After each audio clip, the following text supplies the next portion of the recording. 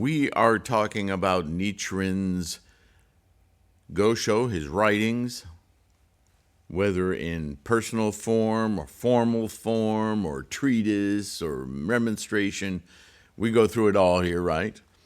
This particular set that we've been working on for about 45 videos now is from this book I put together on Nichiren on Mandala and Gohonzon, where I believe it's very easy to see how Nichiren speaks about the mandala as one thing and the Gohonzon as another. Like so many things in Buddhism, so many efforts are made to dissect, to understand the different ways each of us understands things, that it's very easy, and in fact, very much the case for somebody beginning in Buddhism, to start to lose track of all these interwoven words and stories and labels for things, and start to think it's either all the same thing or that the separations are I don't know, imaginings, and things start, certain words that should be distinct, that mean specific things, start to be less defined uniquely and more transitory, and they start to move around. And this is why I think many people, certainly in our day and age, and even the translators of these documents, sometimes lose track, and they start talking about certain specific things with words that are not those specific things. But because of the stories and all the interwoven messaging about how the mind works, and you can understand this, each of us, I mean, there's 8 billion of us on the planet. And I would wager to say that even though many of us might be, we have words like-minded, but that's exactly right. We're never exact-minded. We all have slightly different experiences, slightly different impressions, and we can all agree with words and language, because language, for all its specificity, is pretty broad-stroked. Yeah?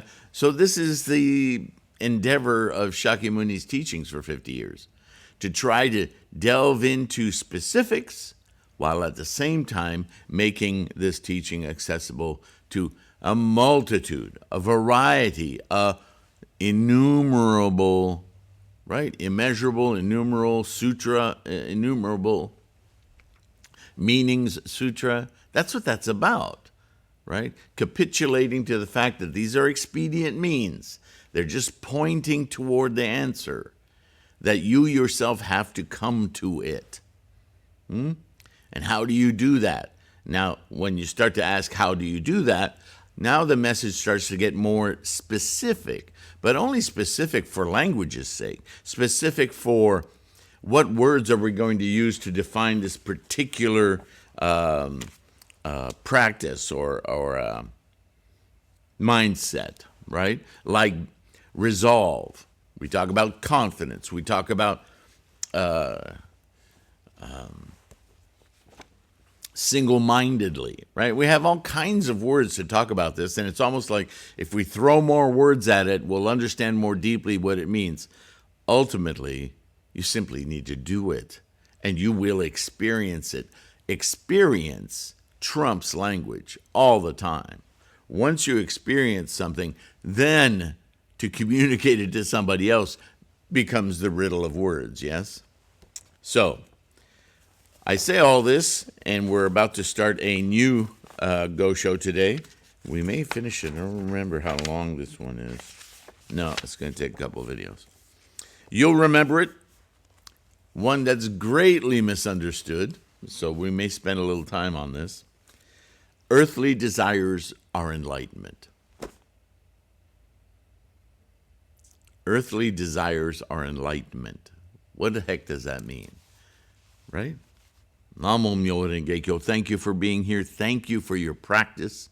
Most of all, your participation, your use of this resource to help build your confidence and your strength of conviction. Yeah, here, more words. because it's so critical when you invoke Buddhahood in your mind, through your Gohonzon mind.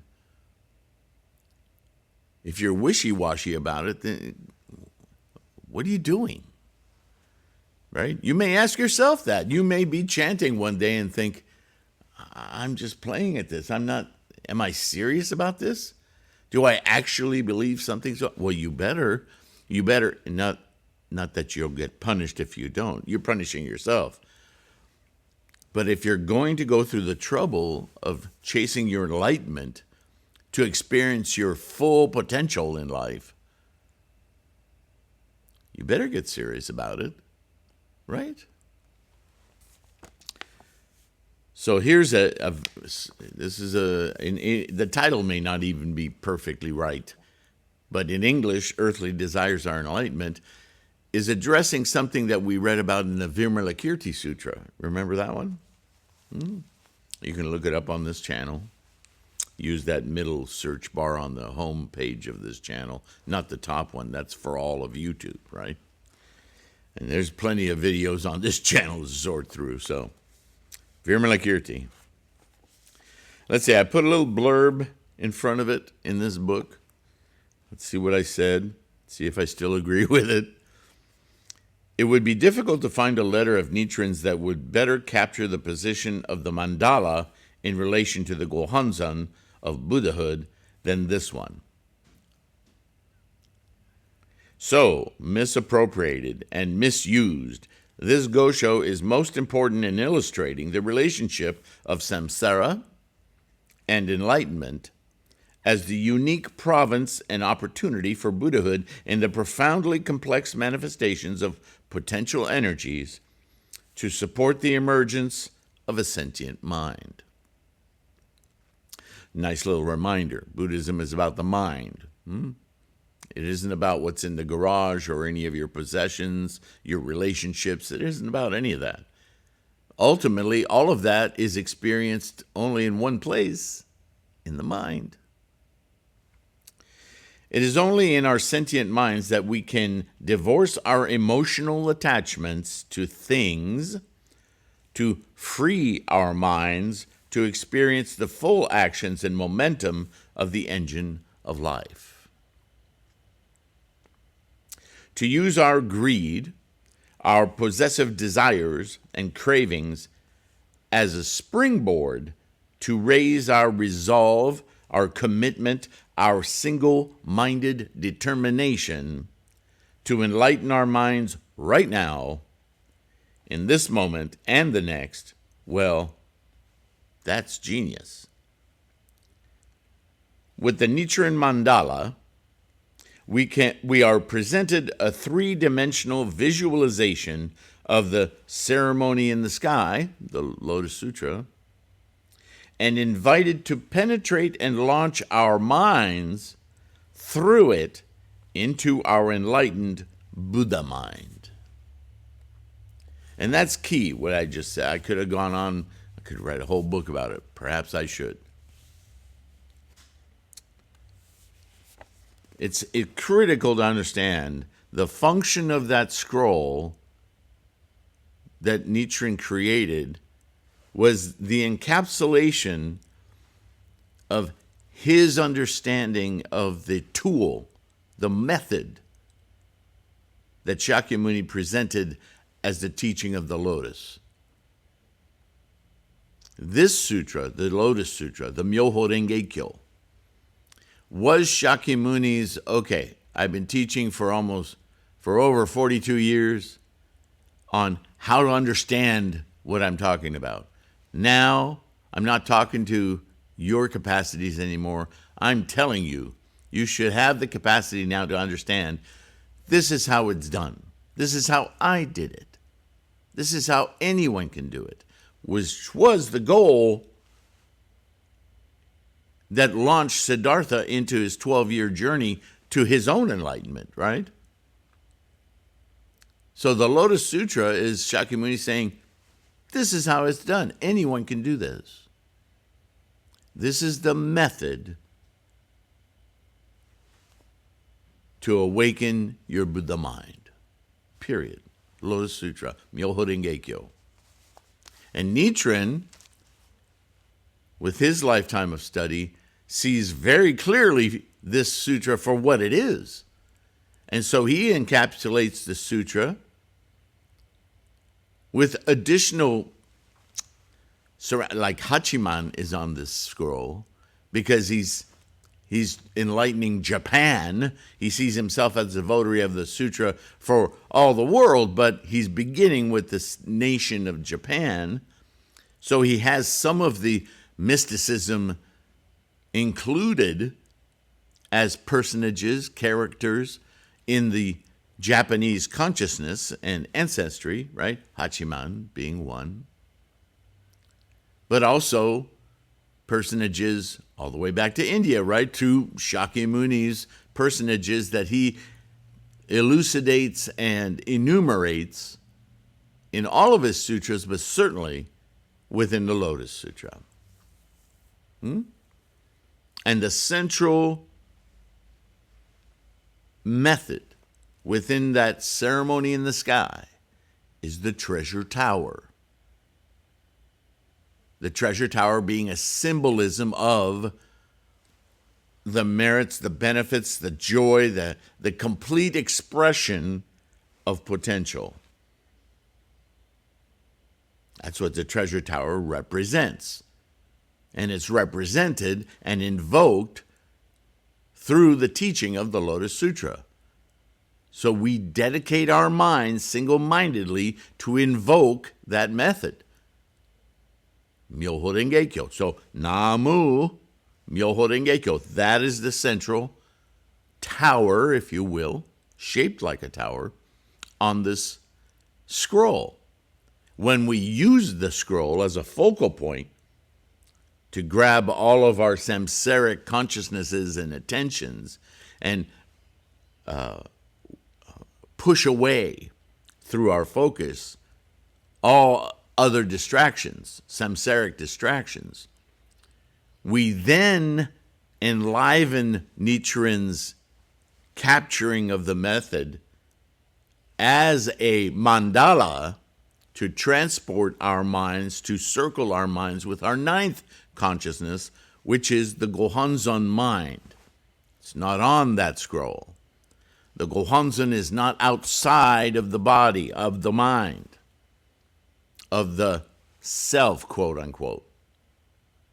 Mandala, scroll, mandala, Gohonzon.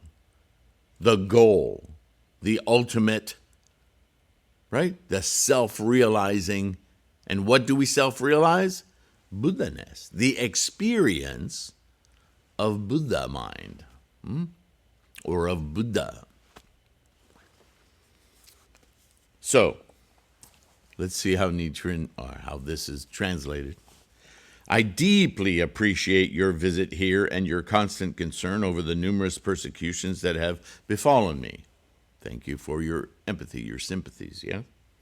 I do not regret meeting with such persecutions as the votary of the Lotus Sutra, because not only is it described very well in all the sutras that this should be expected,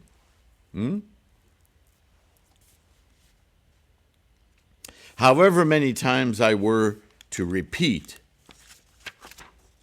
the cycle of birth and death, no life could be as fortunate as this. And remember, the cycle of birth and death is moment to moment, right? Birth, death, birth, death, birth, death, birth, death, birth, death, birth, death. Death isn't the opposite of life. It's the opposite of birth. Life is always ongoing. It's momentum. Nothing is static. Everything is careening through time-space, yeah? Nothing is the same moment to moment to moment. It's even in its location, it's not the same. If not for these troubles, I might have remained in the 3 or 4 evil paths. In other words, the 3,000 realms in a single thought moment. I might have gotten comfortable just being Nichiren the fisherman's son, Nichiren the great student, Nichiren the repository of a lot of Buddhist knowledge, right? Academic. There's a difference between knowing all this stuff and living it.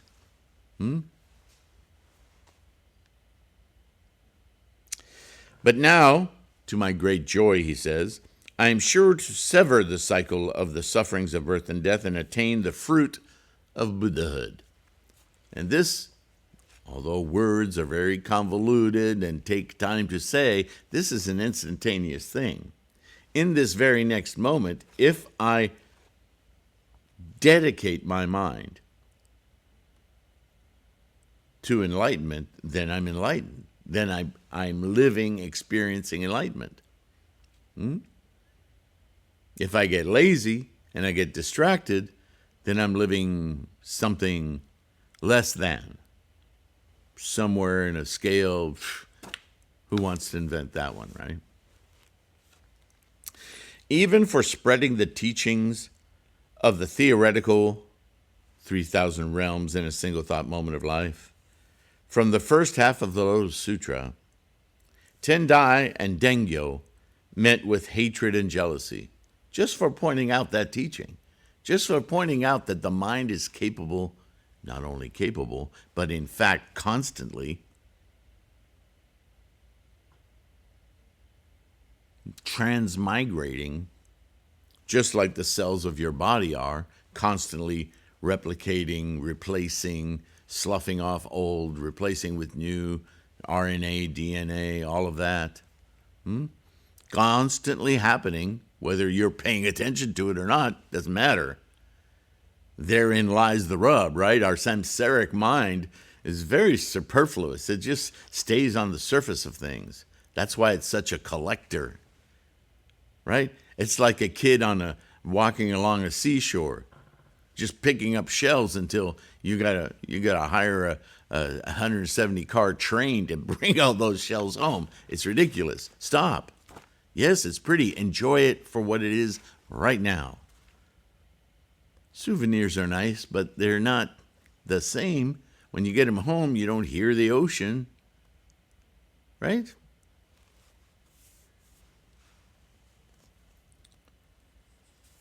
In Japan, it was transmitted from Dengyo to Gishin, Encho, Jikaku, and others, and spread.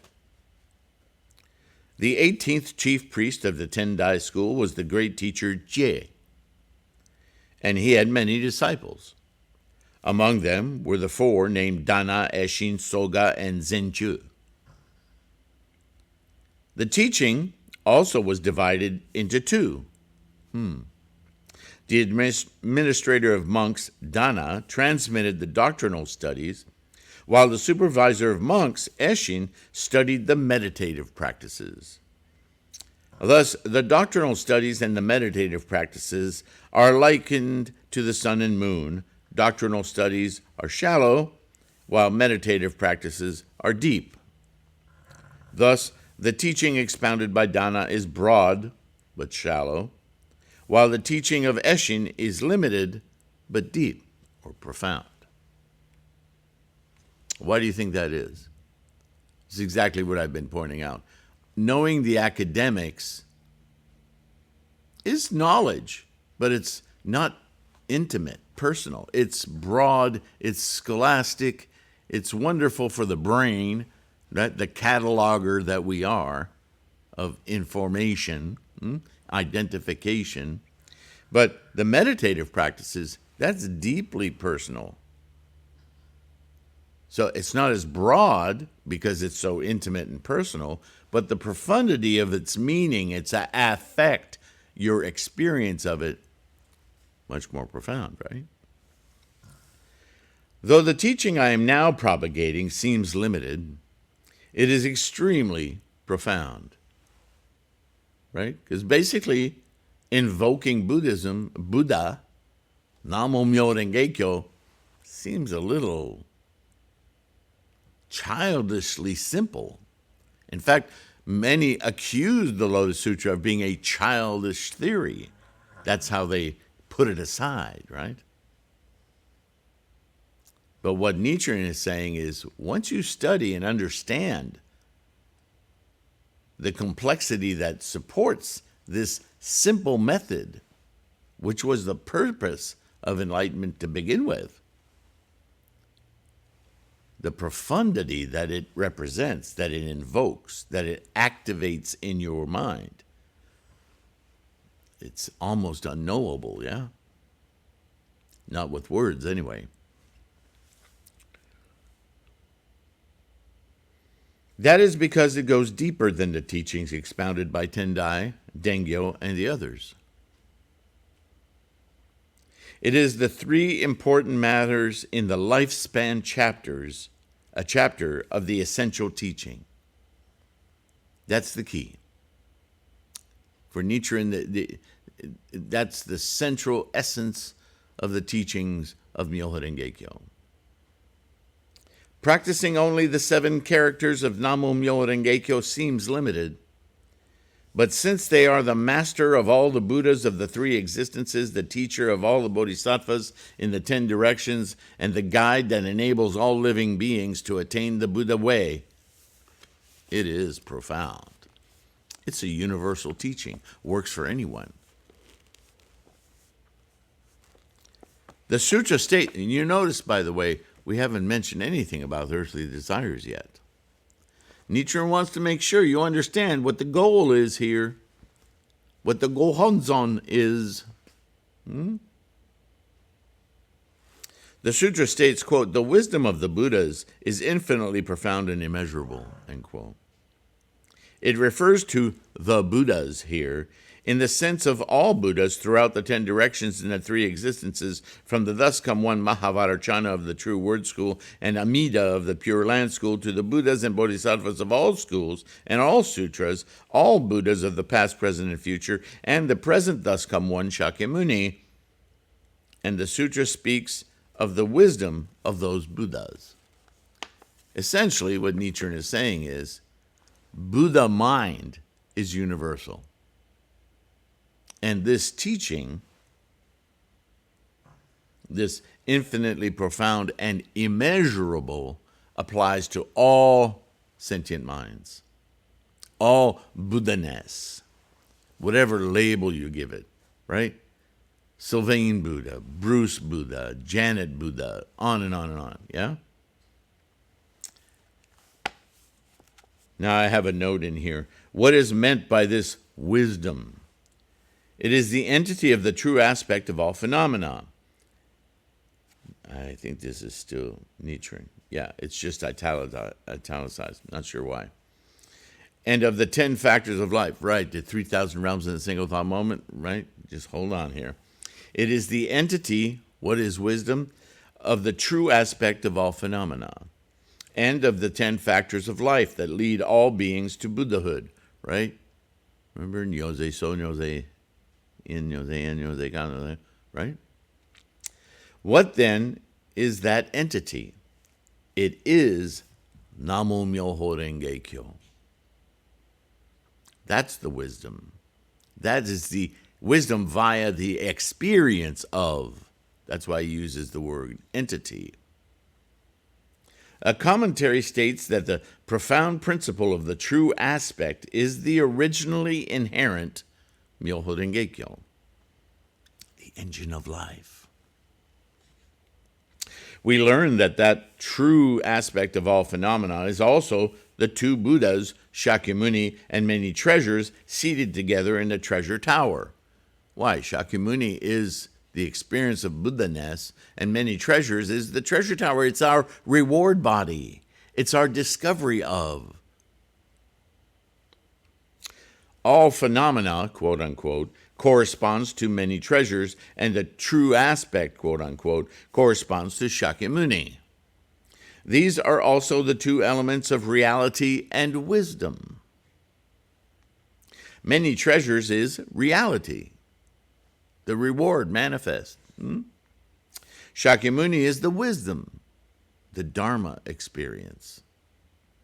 It is the enlightenment that reality and wisdom are 2, and yet they are not 2. Right? When you experience reality. That reality is a great renge. Aha, you get it. From that point, you can understand wisdom. You know and understand the engine of life. These are teachings of prime importance. These are also what is called, quote, earthly desires are enlightenment, and another way that they're talked about, the sufferings of birth and death are nirvana. Now, that's important. Most people don't equate those two, but Nichiren says it right here. It's easily forgotten, right? People get hooked into words, and then the rumors spread, and then it's all misunderstanding. Important to understand what Nichiren is saying here. The concept of earthly desires are enlightenment. The concept of the sufferings of birth and death are nirvana. Indicate a shift of a paradigm shift of thinking, of the mind, of experiencing life. Do you experience life as something that you own, or do you experience life as an ongoing manifestation of potentials?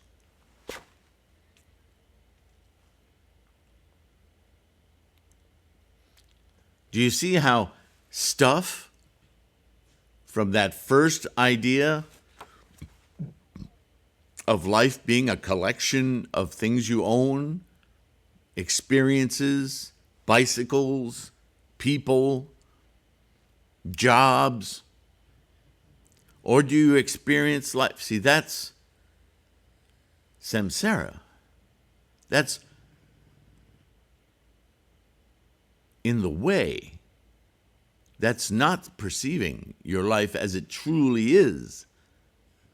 Reality says your life is happening moment to moment to moment to moment. It is happening. Life is a process in manifesting potential. If your mind is on your possessions, then you're limiting your potential to what you think you own. How lamentable. When in fact you could be exploring, experiencing the full potential of your life, certainly, and the life of others. Life in its entirety. Hard to conceive, yeah? Chanting Namo Myoho Renge Kyo during the physical union of a man and woman is indeed what is called earthly desires are enlightenment. He's talking about sex. Can you do that? I've tried it. It ain't easy. Can you both look at each other with commitment while in coitus and chant together? Wow. And the sufferings of birth and death are nirvana.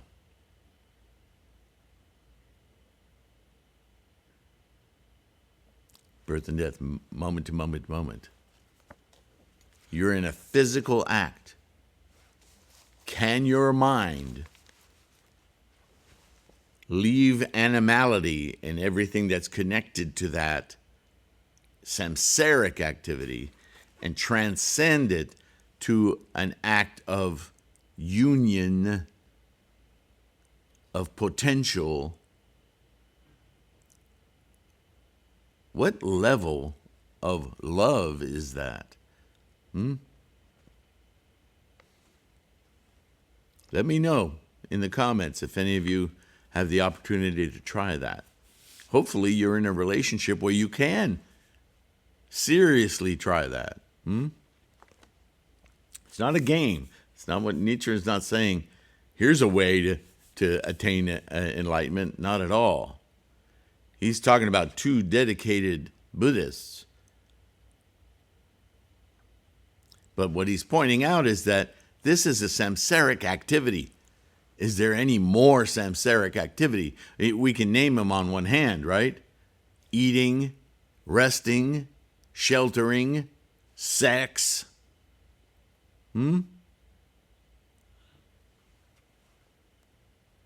These are very fundamental desires, earthly desires. And even as powerful as those are, you can, with a focused mind, transcend that activity to its source, its energetic karmic reality, moment to moment to moment. What does that look like? Feel like? The sufferings of birth and death are nirvana, quote unquote, exists only in realizing that the entity of life throughout its cycle of birth-death is neither born nor destroyed. Now that statement, we've read that kind of thing in Buddhism before, and it confuses a great many people.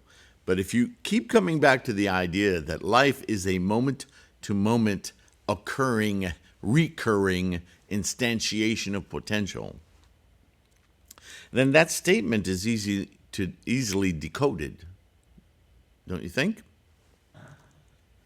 So it says, realizing that the entity of life through its cycle of birth-death, is neither born nor destroyed. It's not born in the sense that that word means a fully formed entity that continues. It's only born for that moment. Birth, death, birth, death, birth, death, birth, death. And it's not destroyed because in that death, it just moves on to the next instantiation of its potential. The birth-death thing is a samsaric illusion.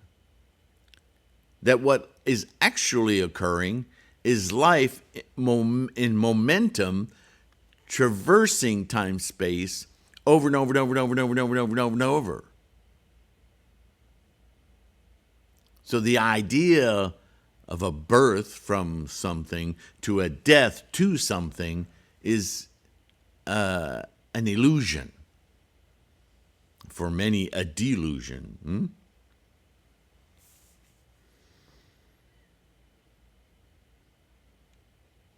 The Universal Worthy Sutra states, quote, without either cutting off earthly desires or separating themselves from the 5 desires, they can purify all their senses and wipe away their offenses. What are their offenses? We're not talking about petty crimes here. The offenses being the greed, the attachment, the manipulations, the accrual of identity through possession. That's offensive to your Buddha nature, which is moment to moment instantiating.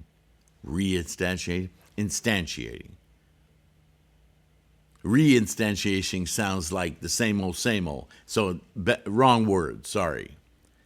Instantiation from potential. And that potential, because it's constantly influenced and fed by new karma that you commit, it's malleable.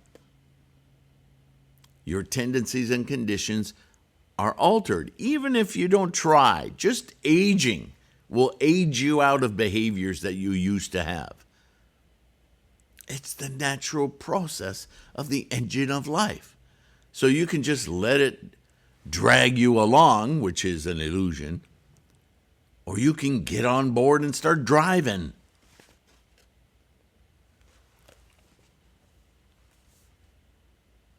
Great Concentration and Insight says, quote, the ignorance and dust of desires are enlightenment, and the sufferings of birth and death are nirvana, end quote. Why does Tendai say this? Well, you have to take it within the context of his larger dialogue on this.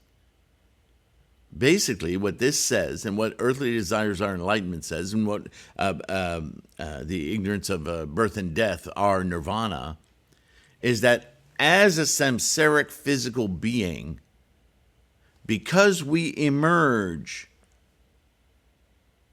a mind, that mind is a witness, a respondent, and a potential leader, driver. But it's relegated to the back seat by our samsaric desires. So, as we read in the Vimalakirti Sutra, if you hop into the driver's seat, all of those same desires, accruals, identifications, are the very fundament by which you can then understand them fully without attachment, without dependence. It's the same place, but with your shift in mind, it no longer holds you. And it becomes the what? The pure land. Why is it pure? Because you finally understand it clearly. You are no longer dependent on the physical reality. Yes, it's essential to our samsaric existence. I'm not talking about immolation. I'm talking about our attitude, our attachment. So what happens when you're having sex with your partner and you chant?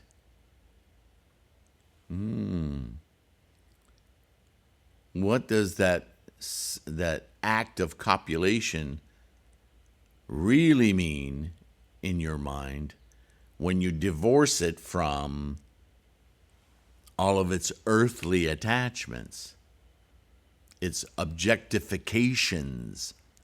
It's scary to consider, isn't it? What happens? Is there something greater that you experience? Does it stop you cold? Does it make it more exciting? Is it more mental than physical? What happens? It's an interesting experiment, yeah? It's given here as an example, a thought experiment. I don't think Nichiren was saying, okay, now go do this. So please understand, everything in Buddhism is about attitude and intent, the mind.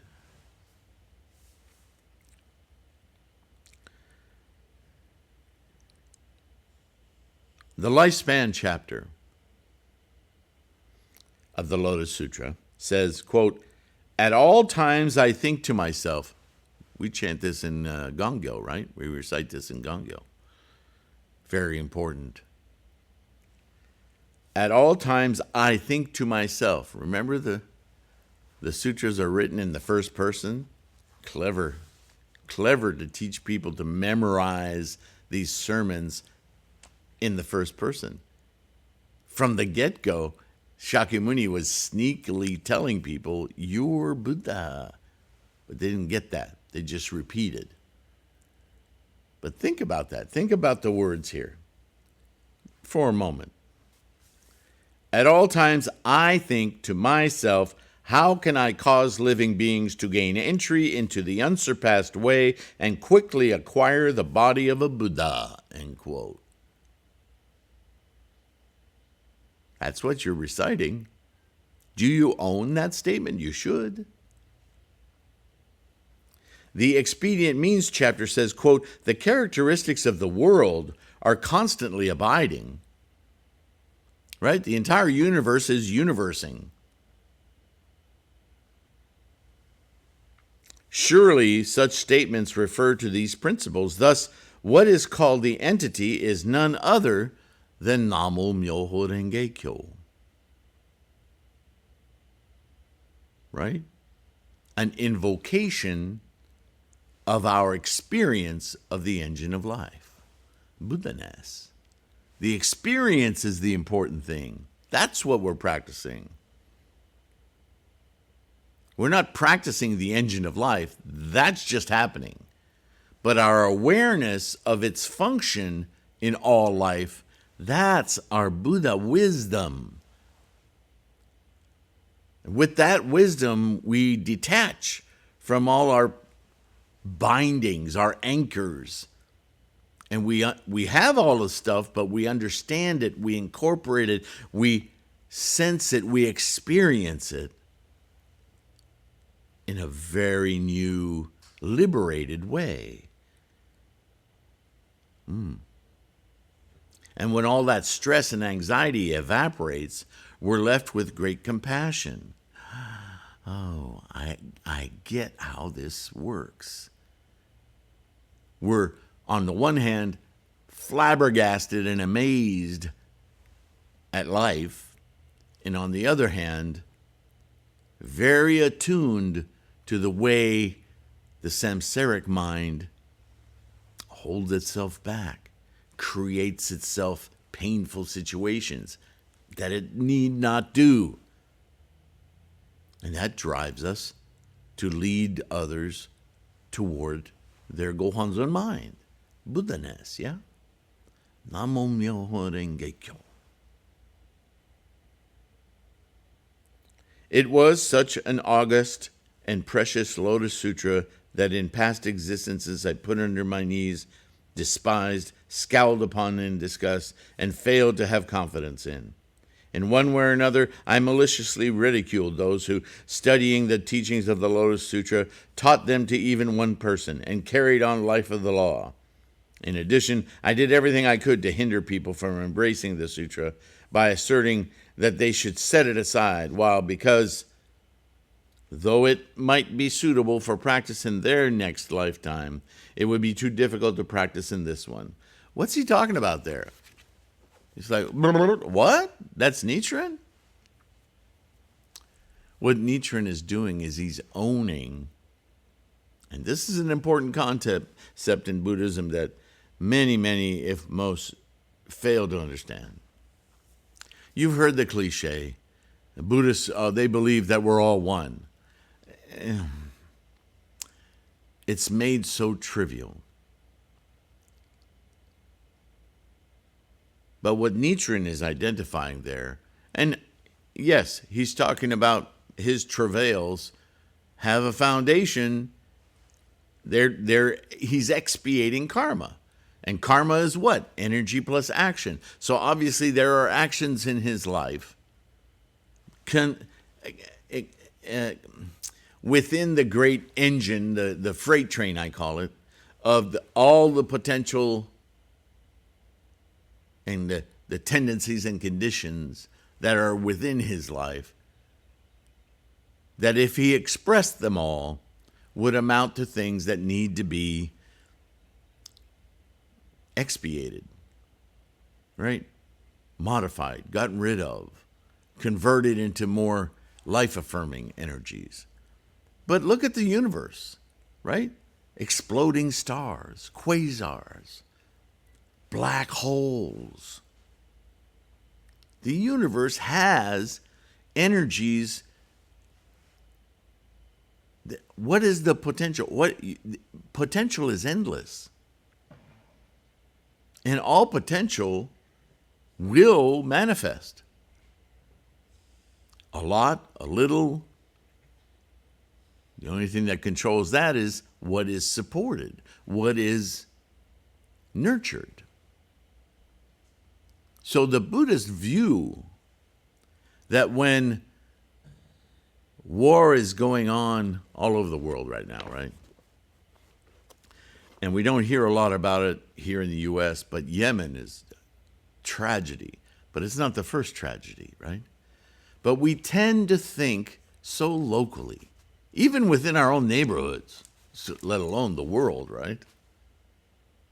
And we tend to think, yes, that's terrible over there.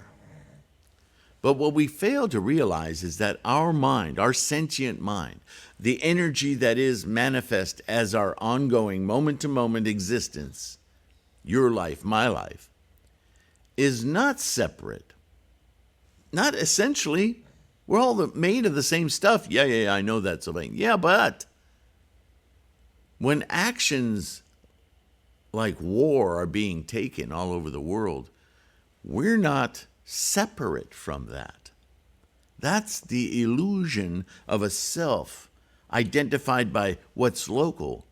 We should, if you're going to identify, you need to include all that muck, all the chemical disasters, all the irresponsible corporate behavior, all of the war hawks, the politicians. Yes, I'm sorry to say this to you, but you are not separate from them. You may certainly want to be. You want to distance yourself from those nasty things, yes? But in some either small and some not so small ways, when you express your opinions about politics,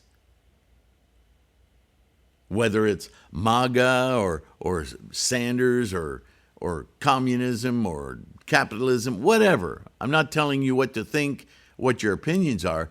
I just want you to know that every thought that you have, even if it doesn't turn into words, is a cause. It's an action. And that action is doing what? Combining with energy, creating karma. And that action and that karma is not unique to you. It's immediately connected. You know about quantum? You know about entanglement? Right? Particles that communicate across distances that physics doesn't understand? Well, think of the mind that way.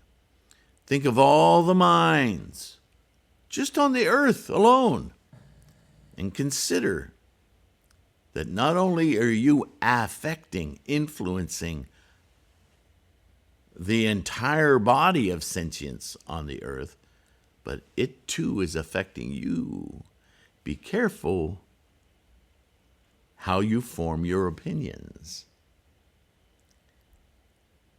If you want a really, and we're very fortunate in this time to have things like social media, because there is a visceral example of exactly this Buddhist theory. You can talk about fake news, you can talk about propaganda. It's always been there. It's just now it's so in your face and constant. How can you possibly miss it? And yet, people do. They form their opinions based on sound bites, and they don't even know what they're saying anymore. But they say it with force. Have you ever done that? It's pretty easy, right? It's almost a default. What's difficult is to stay aware, clear of those attachments, influences, and see the drama as not just yours, but human, sentient. Earthly desires are enlightenment. That's exactly what Nichiren is talking about. You can get swept away by it, or you can create a body of wisdom that observes it and acts of its own determination. Determination for what?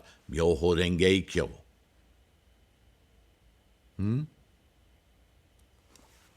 That is a powerful tool, and it's so misused by so many groups and organizations. They become anti-Buddhists. You've heard me say this before. How many times have you been told, well, you want a new job, chant for it. You want a new relationship, chant for it.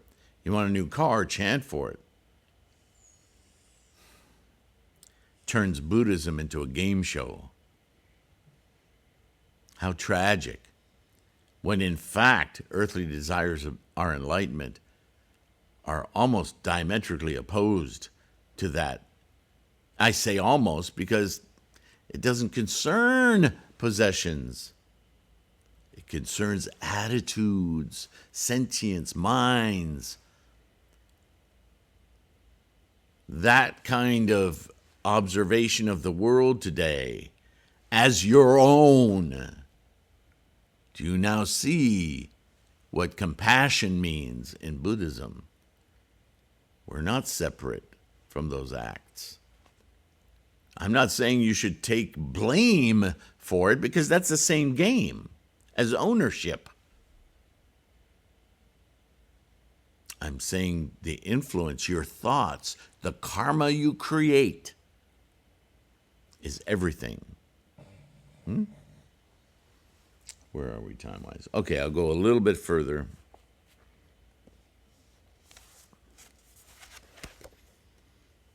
this is we could go over and over this Go show. So he's owning in this moment what we've heard him say about other teachers, other sects. And he's saying when he was growing up and learning, he learned these other schools. Some were Tendai, but they weren't all Tendai, right? He studied his master, I think, wasn't he a Pure Land?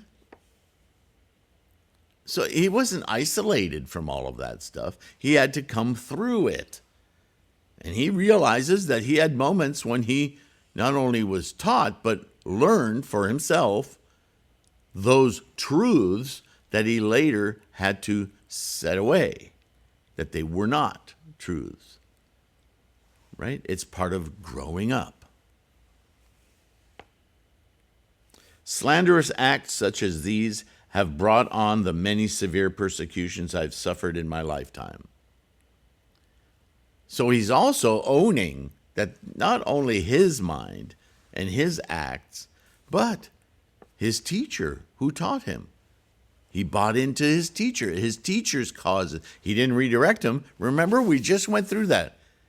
If you're a Buddhist and you don't call out another Buddhist's mistakes, then you're just as guilty of committing it. Do you see the oneness now? We're not isolated. We think locally, but we should think globally. I know that's a cliche but you understand what I mean.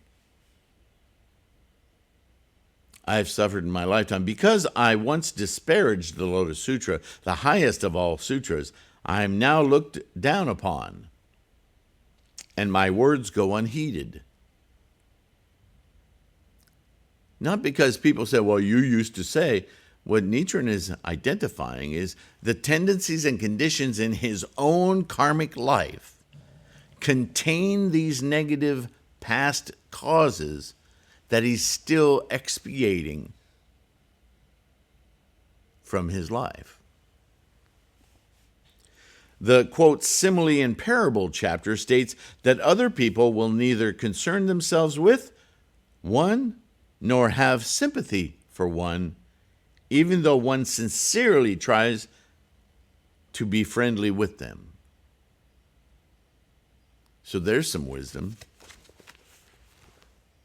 Sometimes, and it may be somebody close to you. I know I experienced this with my mother. Certainly with my father, he wouldn't listen to anything. Simply because it came from me. It was just father-son thing.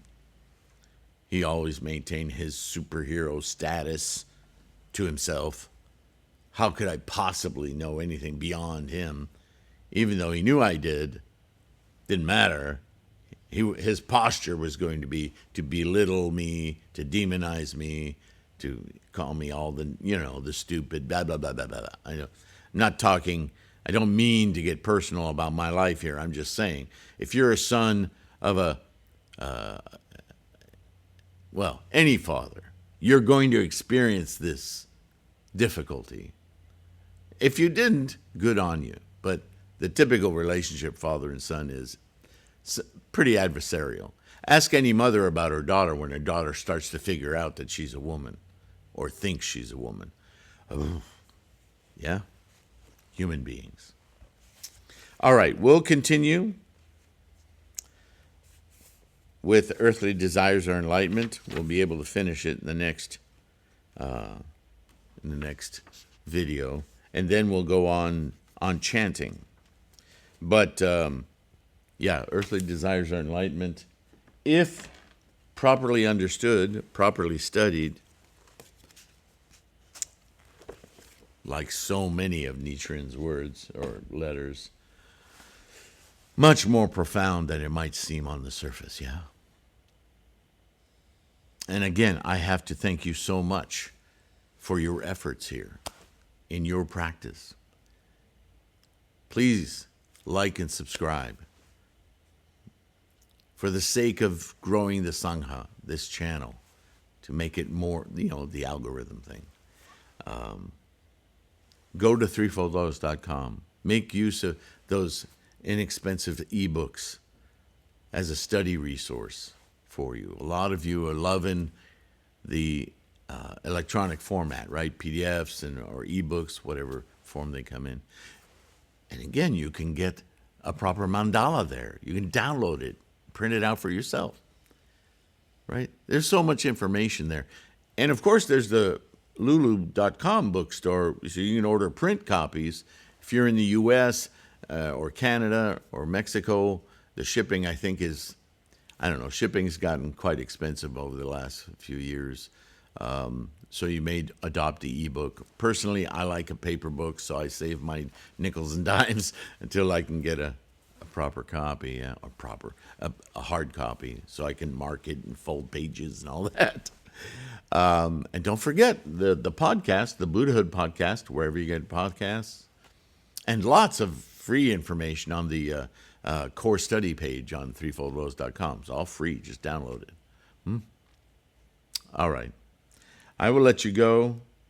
I deeply appreciate your participation.